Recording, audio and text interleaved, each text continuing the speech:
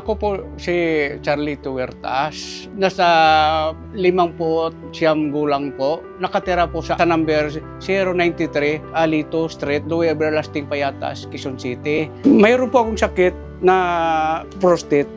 Nasa loob na po ng 20 years na po. Ang nangyayari po sa akin na yung sa prostate po yan, dinanas ko yung hirap dahil po na sa gabi hindi ako makakatulog dahil panay ako ihi.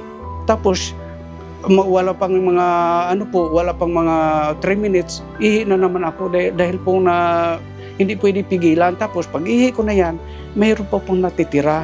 Kaya ihi panay ko at bukod po yung sumasakit po yung daanan ng ihi ko. Ang dami ko na po nasubok ng mga gamot eh.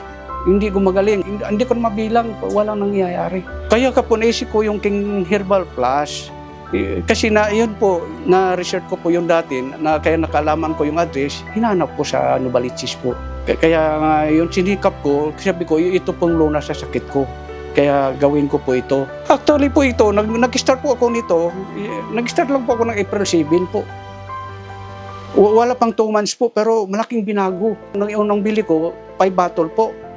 Bago ko naubos po yung bottle, na yan, yung 5 bottle na yan, naramdaman ko, nawala na yung sakit ng po, yung tiyan ko na tumitigas.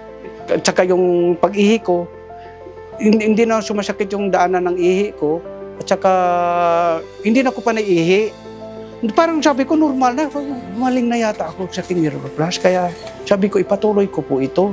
Maraming salamat po sa King Herbal. Sana po masubukan niyo po ito.